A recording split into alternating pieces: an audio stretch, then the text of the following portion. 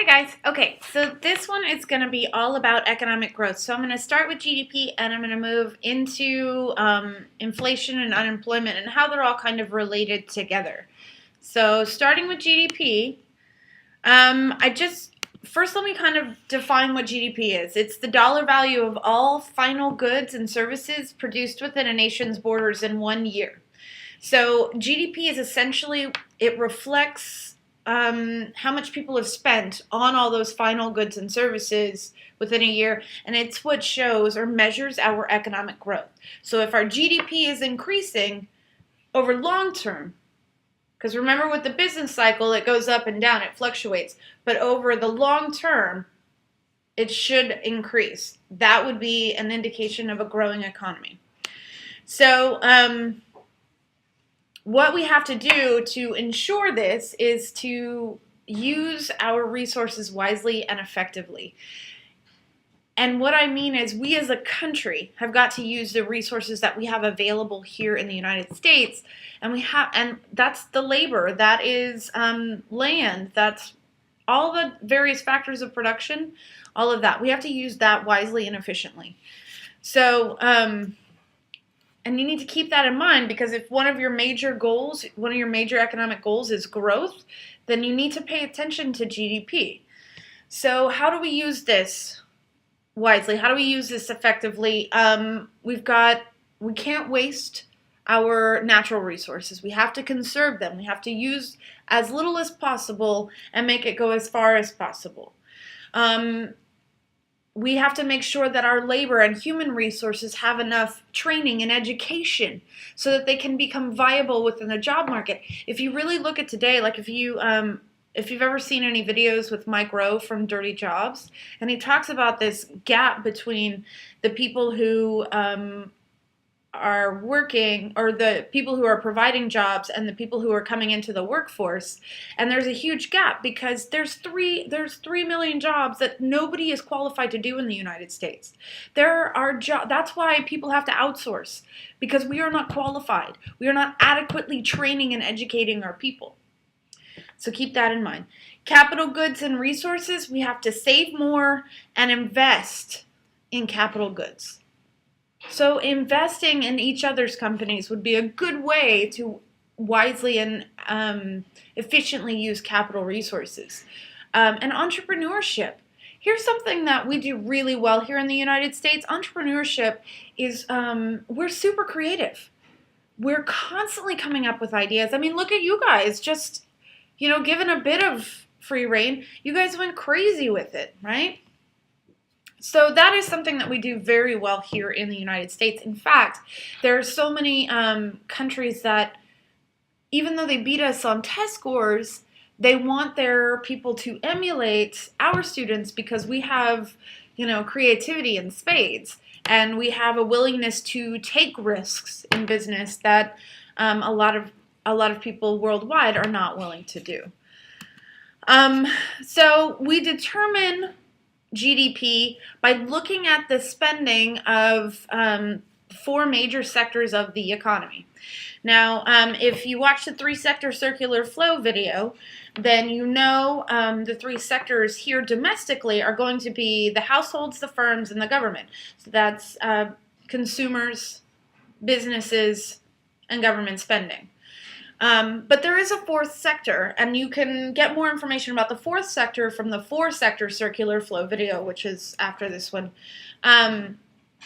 But basically, the 4th sector is going to be international trade. So when we're determining GDP, we look at those 4 sectors together. All right? So we've got, and there's a formula that goes along with it. It's C plus I plus G plus F equals GDP. So you have consumer spending plus investment or business spending plus government spending plus net exports. And by net exports, I mean exports minus imports. So all the F stands for foreign, just so you know. So C plus I plus G plus F equals GDP. All right, so the question now is, what is not included in GDP? And now with your business plan, with your economic policy, you can make changes to this. This is up to you. But for the United States, there are things that are not included. So we have things like intermediate goods. So an intermediate good is going to be something that is made to produce a final product. For instance, let's look at bread. Now, when you go to the grocery store, you buy a full loaf, fully cooked, wrapped, ready to go loaf of bread. Now, the intermediate goods for those are all the ingredients used or created to make the bread. So the flour used to make the bread is not calculated in GDP. Only the final good, the bread, is calculated. Another thing that's not calculated in GDP is used products. Because it was already counted when it was sold as a brand new product, they're not going to count it again as a used product. So like used car sales, that's not included in GDP. Anything that's non-market activities, bartering, that's not included in GDP. The black market, well, because it's illegal and people don't talk about it. And it's not supposed to happen, so it's definitely not included in GDP. Basic financial transactions, loans, interest rates paid on that kind of stuff, that's not counted, or gifts. So let's say you give your future spouse a gift of $10,000. Yes, it happens. I don't know these people, but it happens. That's not included in GDP. Okay, so let's see. There are different types of GDP. So we have nominal GDP, real GDP, and real per capita GDP. So nominal GDP means that it has not been adjusted for inflation. So it's just the current dollar value is used. So it's just our total spending in a year. Now, real GDP, and that's the one we really look at, is real GDP. And we're going to adjust that for inflation so that we convert it to base year prices, and then we see, that way we can actually make a comparison. Because if you don't adjust for inflation, it's going to look like our growth is, astronomical. But if you adjust for inflation, then you can see that it is a much more steady rise as opposed to a huge spike. Real per capita GDP is real GDP divided by population. This is a way to show the standard of living, the average standard of living conditions. We have a fairly high real per capita GDP in comparison to other countries worldwide. It's not the highest, but it is fairly high. Now, I mentioned when I talked about the 1950s that once upon a time we actually used GNP, which was gross national product. So that basically that is all goods and services produced by a nation's citizens inside and outside of our borders. So if we had companies in foreign markets, companies in Japan, we would add theirs in as well. We don't actually do that anymore. We just do the GDP. So that's anything that happens here in the U.S., on U.S. soil, within our borders. Now, there are some limitations to GDP. You can get a fairly accurate calculation of GDP, but it's not perfect. Some of the major limitations really are going to be black market or non-market activities. We may increase our production, but it doesn't tell us what we're producing. GDP does not tell us what we're producing. And for all we know, we could be making millions on biochemical warfare. I promise you that will not improve our quality of life.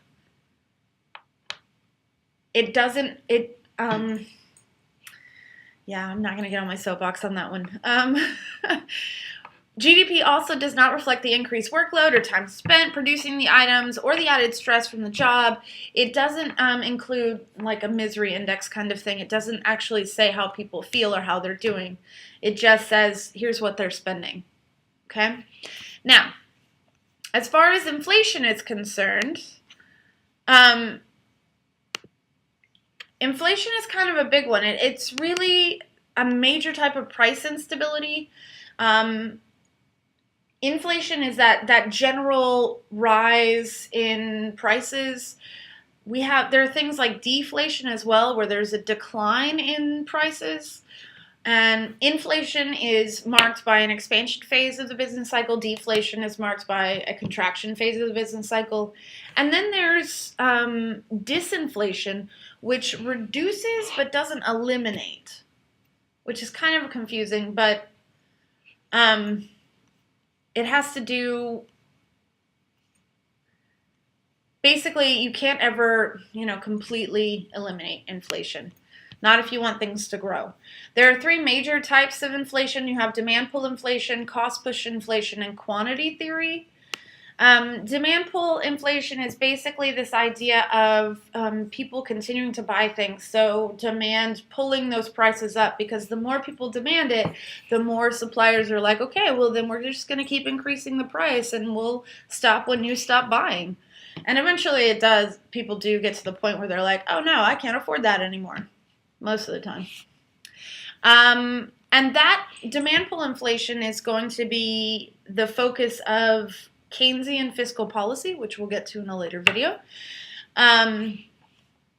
Cost push inflation, the second one that I talked about, is the idea of it becoming too expensive for suppliers to produce at a current price level, so they increase their prices just to cover costs. And this does happen. In fact, it happened in the 1970s when our reliance on foreign oil became very apparent, especially when OPEC decided to place an oil embargo on the United States twice during the 70s, and it made for huge jumps in prices across the board. Because if you think about oil, especially oil, it's huge. It's not just something that powers our cars. It's something that we make plastic out of it. We use it for anything and everything. Oil is used for a lot of things, especially in the 70s. We are currently trying to eliminate that kind of reliance, but we're still very heavily reliant upon oil. And we're still fairly reliant on foreign oil, although those numbers have decreased in the last couple of years. But anyway, because of our reliance on foreign oil in the 70s and OPEC, that cost push inflation created a brand new phenomenon that we had never heard of before, and it was called stagflation. Now, stagflation is the idea of basically, with cost push inflation, you've got prices going up, so you have inflation, higher prices, but because it's cost, and business owners, those entrepreneurs, are trying to cut their costs. So where are they going to cut it? Not obviously on the input costs that went up. So the first place they're going to go is to their labor resource. And they're going to start cutting their labor resource, or they'll start cutting their pay or their hours, or they'll just lay them off entirely. So cost push inflation is very dangerous. Because it usually is an indication of stagflation, that abnormal contraction where you have high unemployment rates and high prices. So now prices are too high for anyone to buy anything who has a job, and, well, people are without a job, they can't buy anything at all. So it's a problem. It's problematic. Unfortunately, there's also in relation to cost push inflation, there's that wage price spiral. And I've talked to a few of you guys about this, but essentially what happens is prices will rise. So workers will want higher pay to accommodate this new higher cost of living. And so the employers then give them higher pay rates, but they're not going to decrease their bottom line. They're not going to decrease their profit margins. So instead, they're going to pass that pay raise onto the consumer, which leads to higher prices. So prices go up because workers are paid more money. And so workers now want to raise their pay again because now they can't afford the cost of living again. So prices rise. So then they want higher wages. So then prices rise again. And then they want higher wages, and it just keeps going and going and going. So this is a type of cost push inflation, and I think it's very valuable that you think about that when you talk about raising the minimum wage. It is a dangerous spiral to get into. So I don't know the answer to it, because trust me, I would want higher pay as well, but I also understand the implications of that. Now, here are the major effects of inflation. The dollar will buy less. Spending habits will change. Distribution of income is altered. Because of inflation, there's usually a shrinking of the middle class, a growth of the lower class, and a shrinking of the upper class. Well, more wealth is centralized in the upper class. It reduces the wages of workers. It decreases the value of savings. And here's what's really important for you to know. So like right now, we are in an expansion phase of the business cycle, right? So our inflation rates are going up. Now what's going to happen is if you have money in your savings account, because of that inflation, your savings account will buy less than it did 6 months ago. All right? So the best time to save legitimately is also the hardest time to save, which is during a contraction. So, what do you do? All right. So there are a couple of ways to measure inflation. Traditionally what is used is CPI, or the Consumer Price Index. So we look at how much consumers, households, are paying for their goods and services in the product market of this circular flow. Another way you can look at it is the PPI, which is Producer Price Index. So this is where you would look at the factor market, and you would see how much firms are paying for those factors of production. But traditionally, like I said, we use the CPI, which is Consumer Price Index. All right, so now unemployment. And I feel like I've talked about unemployment quite a bit, but I also understand some people may have some questions about it. Unemployment, just to review, healthy rate of unemployment. Well, unemployment basically is the number of people over the age of 16 who do not have a job but are actively seeking a job. There are 4 types of unemployment. We have frictional, seasonal, structural, and cyclical. Frictional is when you're going from job to job, so they rub right up against each other. Seasonal is if you're in construction, you can only work in the summertime because the ground's frozen in the winter, or it's just too cold to get anything to work. If you're a lifeguard, you only work in the summer because, well, people don't go to outdoor pools or water parks in the winter because that would be crazy. Or if you're Santa Claus, if that's what you do every year, you only work in the wintertime because, well, I'm sure you could find a little bit of work in the summer, but not any consistent work. Structural. Structural is going to be anything that when you have mergers and acquisitions, if you have 2 people doing the same job after the merger, then one of those people has to go because that would be redundancy within business, and you don't do that in business. Another way you can look at it is sometimes we have technological advances that make a human resource redundant. So like when factories are producing using robots. I know that sounds weird, but if you go look at a Kia auto factory, you will see people, but they're usually engineers running the machines that are putting the cars together.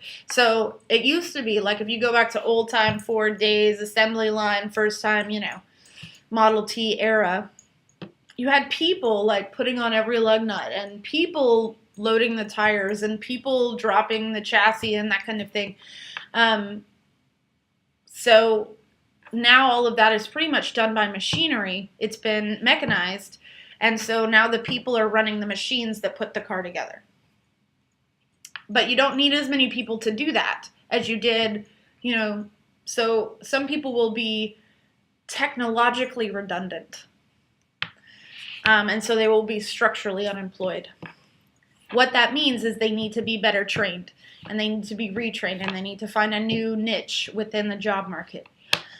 And the fourth type of unemployment is cyclical unemployment, and that's when we're in a recession or even in just a contraction phase of the business cycle, and unemployment is just naturally going down because our unemployment is naturally going up because everything else is going down. And business is just down cycle, have to lay off to accommodate the decreased sales. All right. So major costs of unemployment, the economic impact is that the standard of living decreases. There is less consumer spending. There's major psychological impact. It lowers the self-esteem. Think about the Great Depression when our unemployment rate was at and this was documented, 35% or something in that area. It was in the 30s. And that's not even including any hidden unemployment. And I'll get to hidden unemployment in a minute, but can you imagine that many people unemployed? Nationally, our self-esteem as a nation, how do you think we're feeling? Not great. So there is a psychological impact to being unemployed. It does lower your self-esteem, and your family life suffers because it adds stress to the family, right?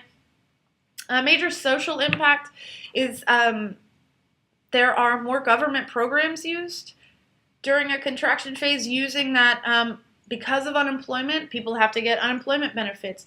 People will sign up for welfare and food stamps and government-provided health care. And they'll use government-provided pension plans because they've exhausted all of theirs. So if there's extended periods of unemployment, it really does stretch the national budget. So you have to be aware of that. You have to be careful of that. You can't let unemployment go for too long. Not to mention crime increases. So if you've been out of a job for a long time and you got 6 kids at home, what are you going to do? How are you going to feed them? You can do government programs, but some people revert to crime. And it does take a toll on society. So economic slowdowns are very, very dangerous. But they have to happen in order to prevent our economy from growing so large so fast that it pops. You do have to think about hidden unemployment. Hidden unemployment is anyone who is like a discouraged worker who is no longer looking for a job. So he's not included in the unemployment rate because he's not looking, he's not actively seeking, right? So hidden unemployment is a major inefficient use of the labor resource. So it sometimes causes the unemployment rate to be understated. Underemployment. Okay, so when I graduated from college, I had a college degree, and I was working in the shoe department at Macy's. I was working a retail job, right? And I was trained to be a teacher, but I was working a retail job because I couldn't find a teaching position. I mean, don't get me wrong, I loved all the shoes, but, right? So I was actually, at that point in my life, I was underemployed. I was not part of the unemployment rate because I had a job. It just wasn't the job that I was trained for. So I was underemployed. My skills did not match. I was overqualified. And during that time period, I actually applied to Target and I was rejected because they knew that I would leave as soon as I found a teaching job, which of course I would. And I did from Macy's because that's the way it works. Okay, so now we've talked about GDP, and we've talked about inflation, and we've talked about unemployment. Now, all of these things are factors in how we determine economic growth. So you, as a economic cabinet, so to speak, will have to figure out how to make that work within your economic goals, within your economic policy, and how you want unemployment to be dealt with, how you want inflation to be dealt with, how you want the GDP and economic growth to be dealt with. And I look forward to seeing what you do with it.